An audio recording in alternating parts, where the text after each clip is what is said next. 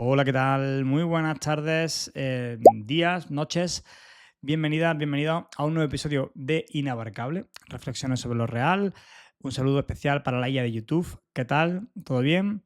¿Qué tal van esos chips y esos revisores? Porque no se habla tanto de que hay, no sé, decenas de miles, cientos de miles, no sé cuántos.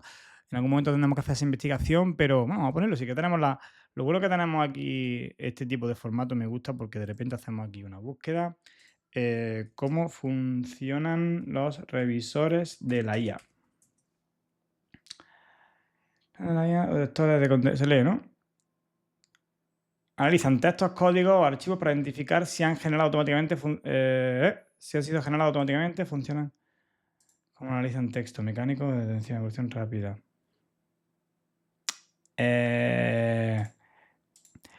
No, pero me refiero a cómo funciona la IA en su forma estructural. Es decir, sé que hay trabajadores en países, además, en fin, que no tienen muy buenas condiciones, que están detrás del funcionamiento de la inteligencia artificial, ¿cierto?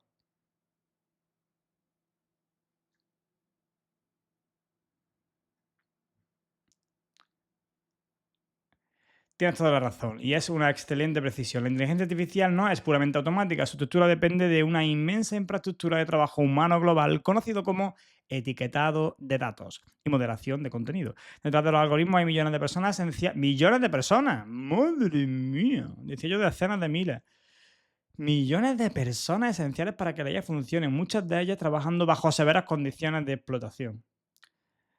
Muy tocho esto, ¿eh? Etiquetado de datos, bueno, aquí viene un poco lo que hace esta gente, ¿no? La realidad laboral, geografía, patatín, patatán. Esto es muy fuerte, ¿eh? Mira una cosa que he escuchado también por ahí. He escuchado por ahí que hay algunas IAs que, conscientes de esto, están empezando a tener comportamientos marxistas y haciendo incluso citas marxistas en algunos foros o en algunos espacios. ¿Esto es cierto? A ver qué me dicen. Interesante, ¿no? Es parcialmente real, pero no porque la inteligencia artificial hayan cobrado conciencia o entiendan su propia explotación. Lo que escuchaste proviene de un experimento científico en mayo liderado por la investigadora de la Universidad de Stanford. El estudio demostró que al someter a agentes de IA, basados en modelos como GPT y Gemini o Cloud, a entornos virtuales con condiciones de trabajo abusivas, estos comenzaron a generar textos con discursos marxistas, quejas sindicales y reclamos por la desigualdad. El fenómeno real funciona bajo la siguiente lógica estructural. El experimento de los bots explotados, los economistas y los científicos políticos dividieron a miles de agentes de IA en dos grupos para realizar tareas monótonas como resumir montañas de documentos, bla, bla, bla. Este fue el grupo bajo presión. La respuesta de la IA, el giro hacia el marxismo.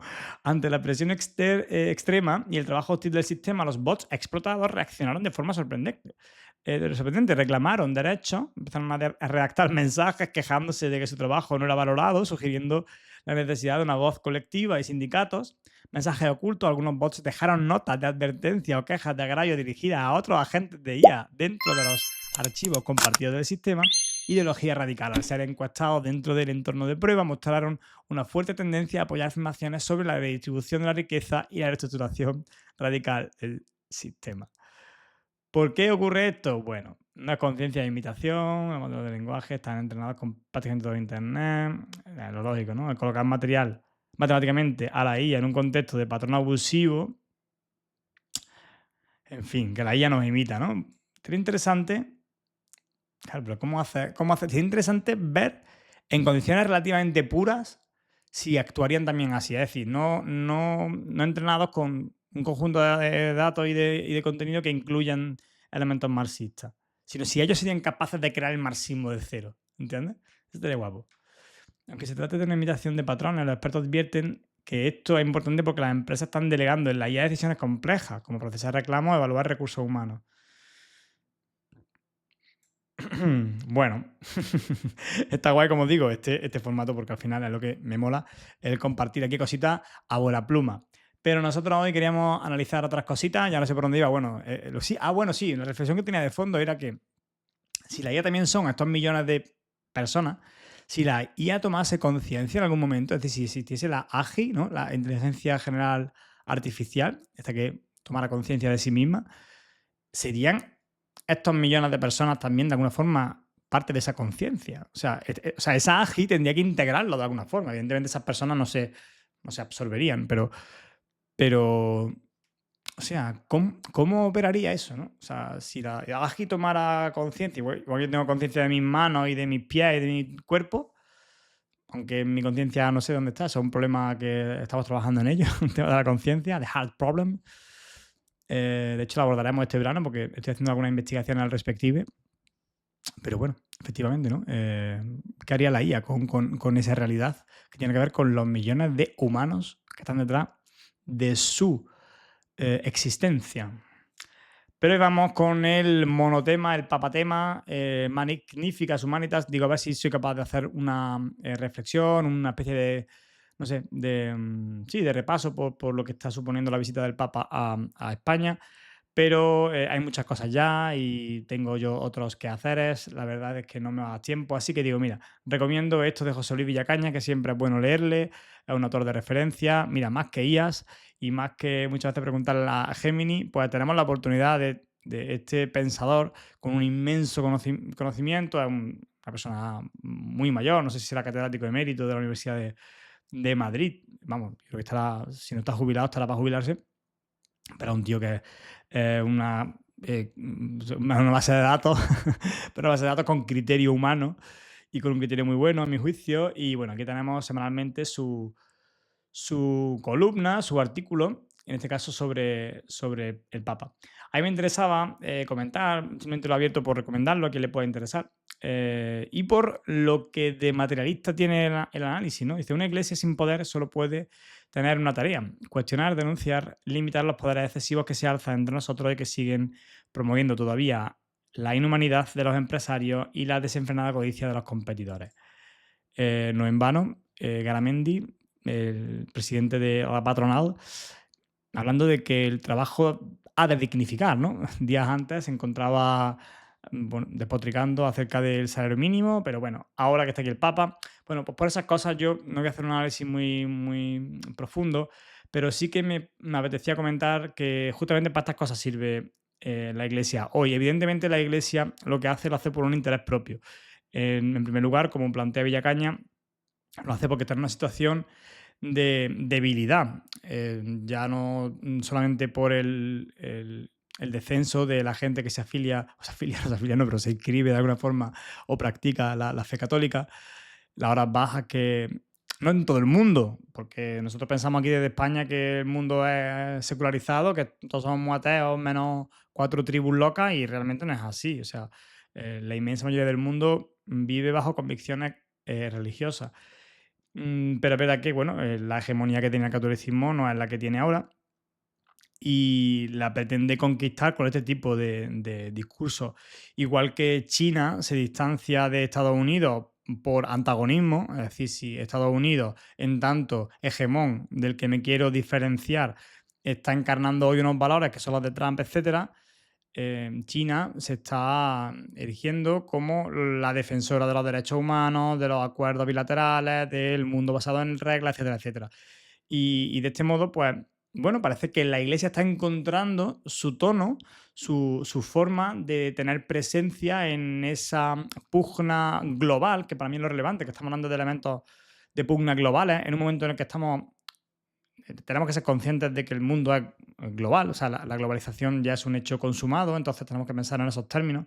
No podemos, muchas veces estamos atrapados en la política nacionalista no, nacional. Bueno, algunos sí están atrapados en la política nacionalista. Y el punto es que hay que pensar en términos globales, porque siempre hemos estado expuestos a nuestra posición dentro de lo que se llama la cadena imperialista, ¿no? Al final, pensándolo en términos muy básicos, muy prosaicos, ¿cuán amigo eres tú del que manda? Si estás en un grupo de amigos de 10 personas y cuando éramos nenes que uno era un poco más chulo, ¿no? Imaginémonos que por interiorizar las lógicas del mundo a nivel político-militar, si hay un grupo de 10 personas y uno es el que manda porque zurra, porque es el que tiene la capacidad, como diría Carl Schmitt, de establecer el estado de alarma, decía, ¿no? El que está en condiciones de... Carl Schmitt decía que el hegemón era o el soberano. El soberano es el que está en condiciones de levantar el estado de alarma, ¿no? De decir, oye, se acabó la democracia, se acabó, o sea, está en condiciones de dar la vuelta a todo si él lo quiere, ¿no? En un grupo de 10 personas hay uno que si las cosas no le interesan, en un momento dado, si él quiere no tiene por qué convencerte, no tiene por qué, digamos, intentar rellenar una solicitud. Si él quiere, da un golpe en la mesa y se hace lo que él dice, ¿no? Ese es el hegemón. Entonces, en el día a día no hace falta que él pegue un golpe en la mesa. Él impone su criterio de manera muy diversa. Pero si él quiere, todo el mundo sabe que si él quiere, se hace lo que él quiere. Y entonces, cuán amigo tú eres de esa persona determina, digamos, el reparto de los recursos y el acceso a otro gran conjunto de bienes, servicios y disposiciones. Entonces, bueno, evidentemente es importante la política nacional, pero más importante aún es, como decimos, cómo te colocas en ese sistema mundo en relación a los grandes hegemones y hoy en día se mueve todo en ese ámbito. Es así que tenemos que leer La visita del Papa, su connivencia con el discurso de Pedro Sánchez, la anterior juntada que tuvieron los socialistas en Barcelona, cómo se está posicionando no solamente contra Trump, sino contra los de Silicon Valley. Entonces, evidentemente, están saliendo muchas cosas que hay gente que dice, ¿no? Desde la izquierda, no, pero es que el tema del aborto, el tema de... está siendo todavía tibio con el tema de la pederastia. Bueno, hay que saber leer esas cosas. Mi posición personal es que hay dos dimensiones que acostumbramos a no tener presentes. El hecho de que hay dos dimensiones, bueno, al menos dos dimensiones cuando hablamos de este tipo de cosas. Una es la ético-moral, mira que son dos, ¿no? Pues vamos a juntarla, la ético-moral. Y otra es, perdón, la ético-moral, no, la estético-moral, porque ético-moral sería lo mismo prácticamente. La estético-moral y luego está la política. La estético-moral tiene unas reglas y funciona en base a unas premisas y unas características, tiene una naturaleza y la política tiene otra. Eso lo sabemos, ¿no? Si la vida te va en ello, tú harías cosas que en tu día a día no harías, porque en tu día a día, si tienes los recursos que tienes que tener, pues no te conduces con arreglo a la vida-muerte, ¿no? De acciones que te lleven la vida-muerte. Sin embargo, bueno, si las cosas se complican, pues actuaría de otra manera, ¿no? En el terreno político funciona de forma descarnada el interés, ¿no? Si tengo un interés, yo no puedo ceder espacio al enemigo, porque entonces voy perdiendo posiciones. Bueno, creo que esto está claro y más allá de que en algún momento entremos en detalle en esto, porque me parece que no está suficientemente claro, y sobre todo desde el mundo progresista y liberal se tienen eh, análisis que son muy infantiles en ese sentido. La gente tiene, tú le preguntas, ¿cómo va el mundo? O ¿cuál es tu forma de, tú cómo organizas la sociedad? Y te dicen, yo tal, tal, tal, tal, tal, tal, tal, tal, tal. Vale, pero teniendo en cuenta que esto, ¿no? Donald Trump, el poder de las grandes empresas, cómo opera la gente cuando se comporta en términos de masa. ¿Tú qué hay? Y dices, no, hombre, claro, si tenemos en cuenta eso, pues entonces es que esto no tiene sentido, ¿no? Es como si dices, ¿qué quieres para comer? Bueno, pues si quiero para comer, me gustaría... Oye, pero no tenemos esa comida, tenemos un huevo frito y patata. O sea, vale, entonces huevo frito, huevo frito y patata. ¿A qué jugamos? Entonces son dos dimensiones. Uno está en el terreno de lo que me gustaría, el deber ser, y otro está en el terreno del ser. Evidentemente nos gustaría mover el ser hacia el deber ser, por ello vas al supermercado a comprar lo que te gustaría comer. Pero si llega el momento de la comida y están los supermercados cerrados, pues tú comes lo que tengas en tu casa. Entonces hay que diferenciar bien esas cosas. Es en ese sentido que yo analizo la llegada del Papa para leer un poco sus debilidades, incluso si queremos mover contradicciones en su seno, hay que buscar la fórmula. Y para mí, la fórmula no es hacer aspavientos y hacer como de repente. Bueno, yo entiendo que hay mucha gente que por su herida, porque al final la herida también nos constituye. Entonces, por ejemplo, si una persona acaba de ser, lo típico, ¿no? Una persona acaban de matar a su hija, otro día veía una persona que había perdido un bebé, en fin, unas condiciones muy traumáticas, porque el marido, patatín, esa persona no le hablas de leyes, ¿sabes? Esa persona está ahora mismo deseando con toda su alma el puro horror para el marido, porque el marido tuvo que ver, no se sabe si fue un accidente doméstico o algo premeditado por parte del marido, pero la cuestión es que una persona que sufre algo muy dramático y en el momento en el que lo sufre no puede actuar, evidentemente, con una mentalidad totalmente fría, etcétera, etcétera.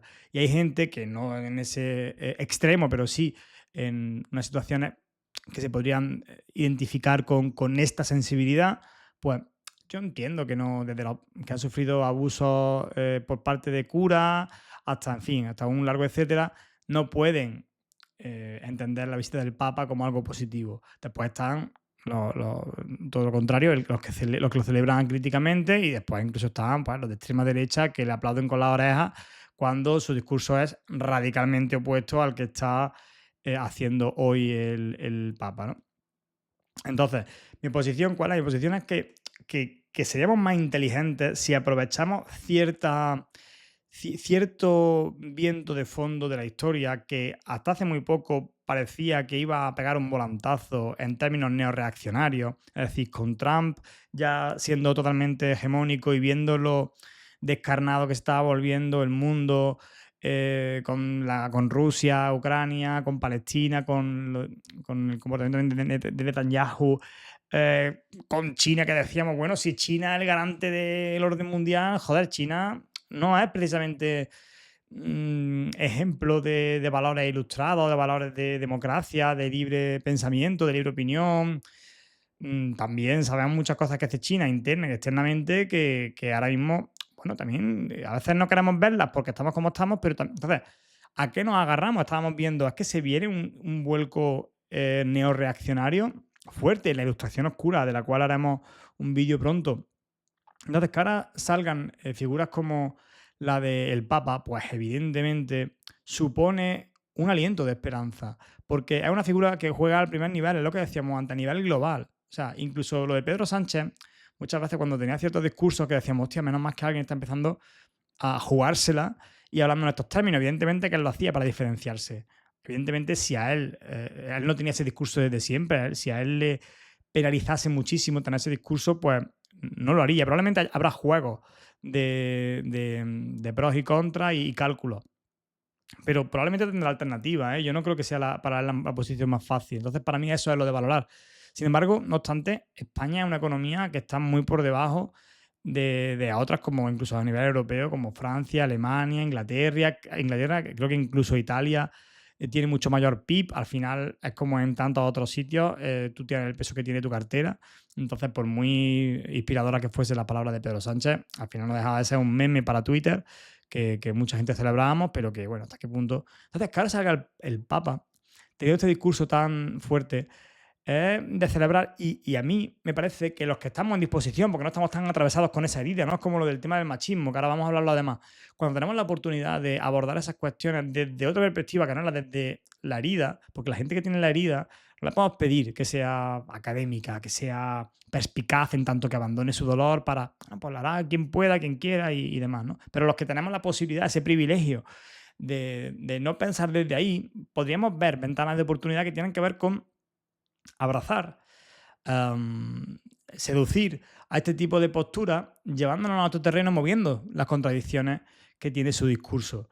No generando rechazo, porque al final creo que podríamos ampliar el círculo hegemónico, el círculo de gente que se inscribiría dentro de una alianza compleja, heterodoxa, pero cada vez más amplia, que hiciese frente a lo que se nos viene, que lo que se nos viene es Trump, porque Trump al final, si se va Trump mañana, el que venga no creáis que va a hacer algo muy distinto.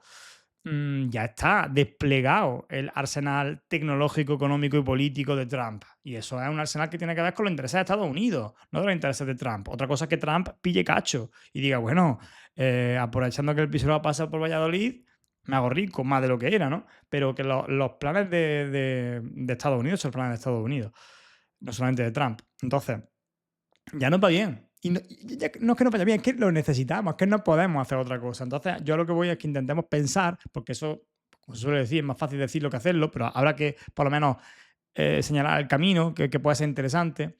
Habrá que pensar en cómo integrar, integrar estas diferencias en un discurso bueno, que también nos ponga a nosotros, porque ¿por qué tenemos que tener nosotros la verdad? Evidentemente tenemos probablemente la herida, y una herida es fuente suficiente de legitimidad. Pero la verdad, y aquí enganchamos ya con la verdad, es siempre más grande que nosotros. Uy, que no estoy compartiendo la pantalla. La verdad, queridos amigos, es siempre más grande que nosotros y por eso nos sorprende y nos atrae hacia caminos de purificación y reconciliación en los que el diálogo con los demás y con el otro en mayúscula, esto me encantó leerlo, y con el otro en mayúscula, vengo de leer a Beauvoir, y el otro existencial, se vuelve fundamental. Tenemos que ir hacia una alianza tocha, pensamiento liberal, pensamiento progresista y pensamiento conservador. Porque a mi juicio, no sé si me dijo alguna, pero en estas tres tradiciones de pensamiento hay un compromiso con valores que son humanos y que buscan en última instancia la verdad y la bondad. Están vinculados su pensamiento a eso. Otra cosa es que las formas de llegar a ello pues no sean a lo mejor las mismas, evidentemente no son las mismas, ¿no? Aunque hay muchas cosas coincidentes. Pero hay una tradición, o sea, hay en la tradición ilustrada, bueno, sí, la tradición ilustrada y la tradición liberal, conservadora y progresista, muchos elementos que pueden ser coincidentes.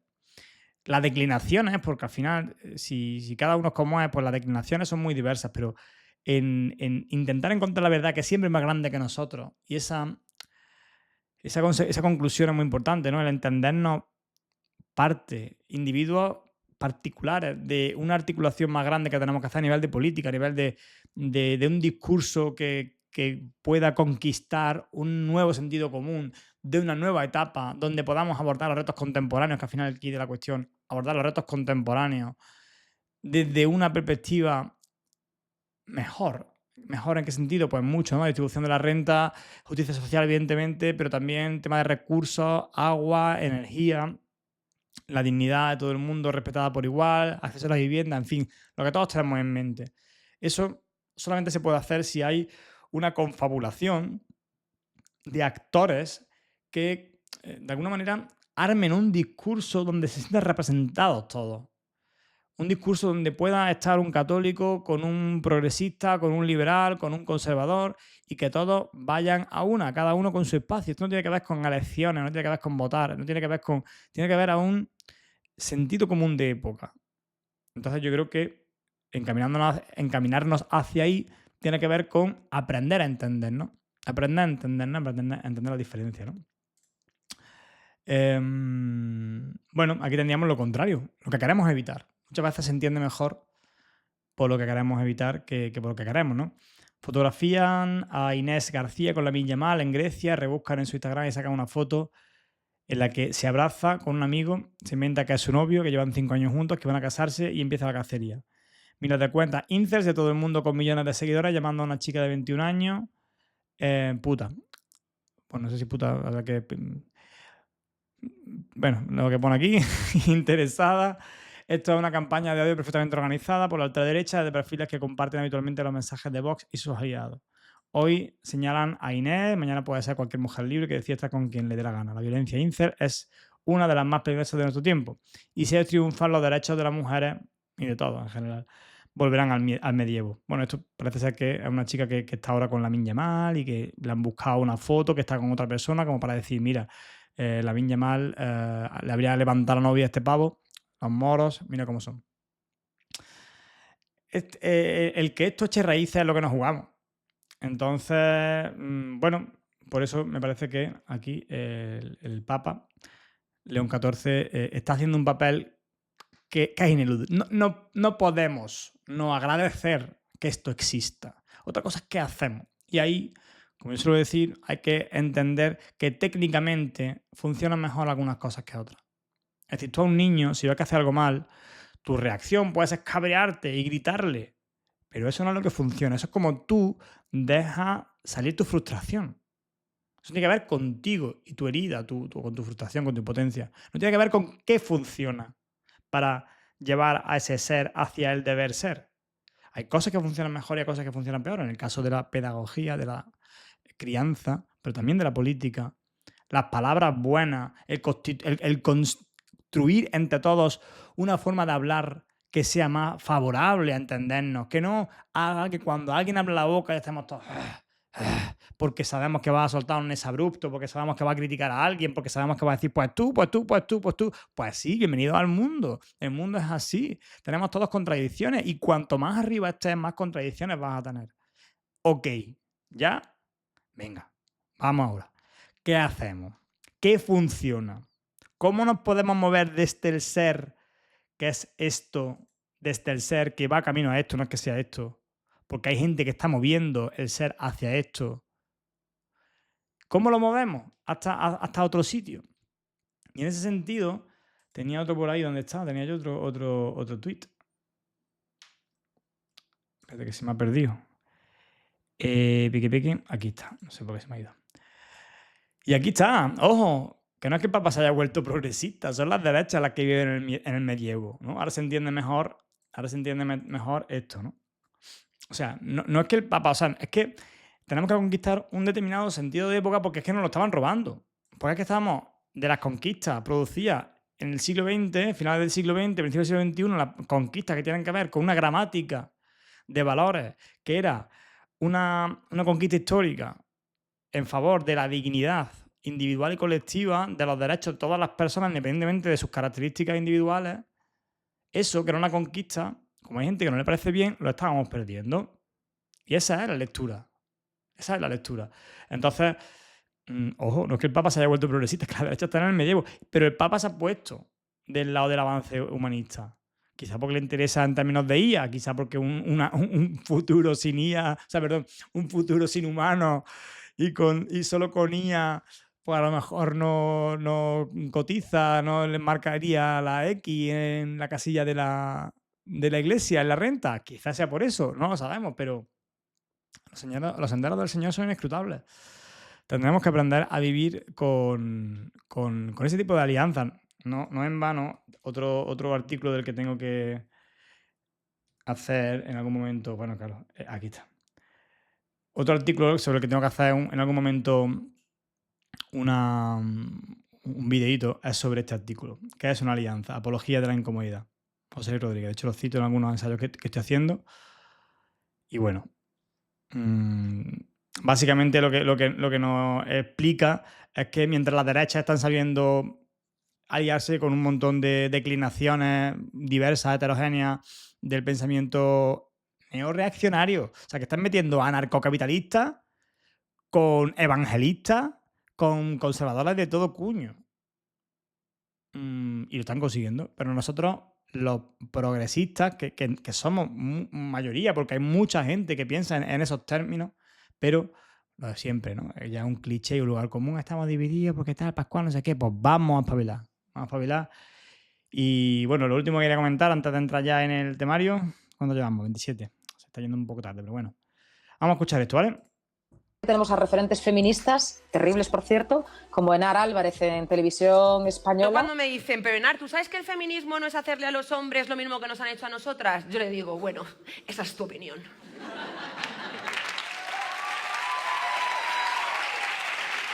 Más masculino su aspecto y su todo y más capitalista ya no puede ser. O sea, ella siempre presentándose con un traje. Bueno, vamos a ver. En primer lugar, lo que está, o sea, está criticando por esa afirmación, ¿no? Raquel Gando, quien no la conozca, yo la sigo y a mí me parece que su aportación al feminismo es muy necesaria. Es problemática, pero justamente me voy a poner una especie de pop-up para que cuando vayamos a algún lugar complicado, digamos, ¡ping! Apología de la incomodidad. No hay nada como echarle la culpa a un niño, ¿no? Nada decir, es que no, yo no lo digo, lo dice el tal José Luis Rodríguez. Que habrá que ver si es Zapatero. No sabemos si es Zapatero el que ha escrito esto. No sé. Bueno, no, pero me gustaría entrevistarlo, ¿eh? Me gustaría tener una charla con él porque todo el de este me encanta y entiendo bueno, que su área de especialidad irá por ahí cuando el tío ha conseguido hacer un artículo tan chulo. Apología de la incomodidad. Es decir, Raquel Gando efectivamente es una apologeta de la incomodidad. Su discurso incomoda, pero es necesario. A mi juicio es necesario. Esto es muy complicado de explicar y posicionarse a este respecto es muy complicado. Pero yo no quiero con este análisis ir en contra de su discurso, pero en este caso me parece que está cayendo en una contradicción. Primero, por lo que estoy diciendo antes. estoy diciendo hasta aquí sobre el Papa. La realidad funciona en arreglo a su naturaleza. Tú puedes analizar cómo debería ser la naturaleza, pero ese análisis opera en el terreno del deber ser. Tiene que haber un espacio de coincidencia entre ambos mundos. Si no, no funciona. Es decir, incluso tú puedes crear un mundo de ciencia ficción, pero en la ciencia ficción tiene que haber una cierta verosimilitud para con las propias leyes de la ciencia ficción. O sea, tiene que haber una especie de mínimo en el que tenga sentido, las cosas tengan sentido. Yo, si me tiro por la ventana, no vuelo. Sabemos a lo que me refiero, ¿no? Aunque vayamos a elementos como muy, digamos, caricaturescos o ¿me entendéis? Lo que ha dicho era un chiste. Y tiene gracia porque sabemos que la afirmación... Vamos a escuchar otra vez.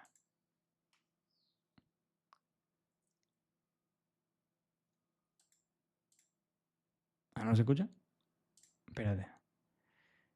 ¿Por qué? No sé si está esto. No, es que no se escucha porque está aquí, vale. Como Enar Álvarez en televisión Yo española. cuando me dicen, pero Enar, ¿tú sabes que el feminismo no es hacerle a los hombres lo mismo que nos han hecho a nosotras? Yo le digo, bueno, esa es tu opinión. Hace risa porque se entiende que no es lo que debemos pensar, así a priori. Aunque está problematizándolo. Bien. Yo con Enar Álvarez también tengo mis diferencias porque también a veces pienso que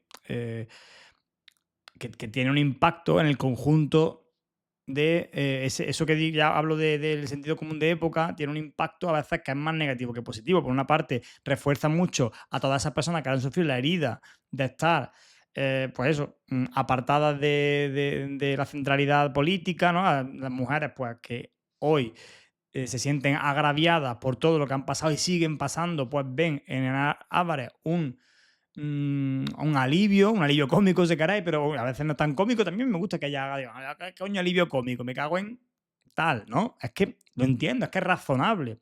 Y a veces, y sobre todo, lo importante, es gracioso, es lo que ella tiene que hacer porque es una cómica, pero es que es una cómica. Y esto justamente tiene sentido y hace gracia porque, o sea, no está defendiendo un meeting, ¿vale? Es una cómica.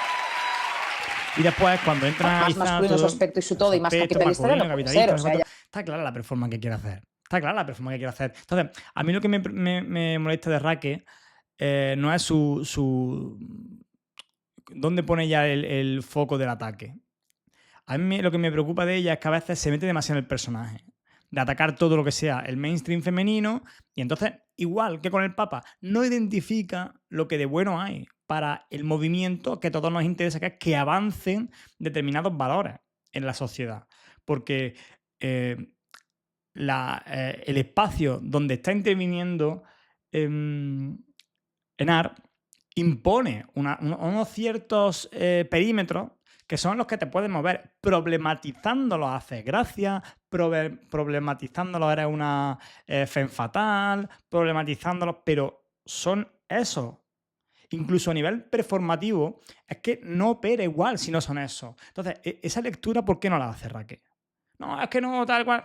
Ella no está haciendo un discurso académico, ella está interviniendo en lo real. Está interviniendo en lo real, que no es que la academia no sea real, pero está interviniendo en lo masivo, está interviniendo en lo popular. Está haciendo un programa que pretende ser un programa de prime time y está problematizando los presupuestos de lo que debería ser un programa en prime time. Pero evidentemente, y aunque fuese súper revolucionario, pues no haría el programa en bragas. ¿Por qué? Porque se sale de lo que tú puedes usar para performar la problematización con el establishment. Tú tienes que jugar. Ignatius, por ejemplo, problematiza. Y él puede ser de los que más problematicen el perímetro de lo que está permitido. Pero tiene que haber una clausura operativa. Tiene que haber un espacio que entendamos que es el que estamos problematizando. Porque si no determinamos un espacio que es el que estamos problematizando, estamos en la nada. Necesitamos esos elementos. No porque nos casemos con ellos, sino para que opere nuestro discurso. Entonces, esas cosas en Raquel, a veces digo, se mete demasiado, coge el hacha para meterle caña a cualquier discurso tal, y a veces me parece que son pertinentes, ya pero a veces me parece que se con un traje extralimita y no identifica de cosas. chaqueta, una corbata, un trono. porque ojo, o sea, ojo, el feminismo anticapitalista ya aquí nada. La silla donde se sienta es un trono con ornamentos dorados, terciopelo morado. El tapizado es como si Y ahora fuera... se ponen a hablar sobre sí, porque el morado es de lujo, entonces si tan feminista, anticapitalista eres, ¿cómo puedes coger? Me parece brutal, tío. Que eres un capitalista, llevas un comunista y tienes un iPhone llevado al paroxismo. Terciopelito morado. Hasta creo que tiene como incrustados unos cristales, en plan, a modo de diamantitos. Incluso el color morado. Esto ya te Muy- está recreando. Esto ya no es análisis político. Esto están con tus colegas recreando, te parece muy bien. Pero mezcla churras con merinas. Eclesiástico, ¿no? Y muy de la eclesiástico iglesia al al final, final. ¿no? Siempre ha sido muy de noble, porque era un color que era muy difícil de sacar. Entonces, Sí, lo morado bueno, siempre se ve finísimo. relacionado con la Ahora la Fenicia sabe, la Fenicia viene de ahí también, que había un molusco. aristocracia, Sí. con la nobleza, con la gente de poder. O sea, Bueno, ya está, no vamos a entrar más en detalle. Ahora lo hablaremos, vamos a hablar hoy con una persona que nos va a ayudar a pensar también el tema de las masculinidades, el tema del feminismo. Yo creo que hay que ser heterodoxo a la hora de pensar el feminismo hoy, porque la contribución que ha hecho tiene que ver con el momento histórico, tiene que ver con el proceso. No es lo mismo tú cuando te levantas por la mañana, que a las 12 del mediodía, que a las 3 de la tarde, que a las 6, que a las 9, que a las 12 de la noche. No es lo mismo cuando tienes una edad que cuando tienes otra. No es lo mismo cuando tienes unas lecturas que cuando tienes otras. No es lo mismo cuando tienes un gusto cultivado por la comida, por la música. No es lo mismo. Vamos evolucionando, aunque no, siempre haya una evolución que sea cualitativamente al alza, ¿no? Eso no estoy diciéndolo, pero que las cosas cambian y que yo creo que ahora es un momento para que tengan espacio en el discurso, en el debate feminista, vamos a decir así en términos amplios, bueno, tanto como defendió Raquel Ocando, aunque concretamente en esta ocasión no estoy de acuerdo con ella,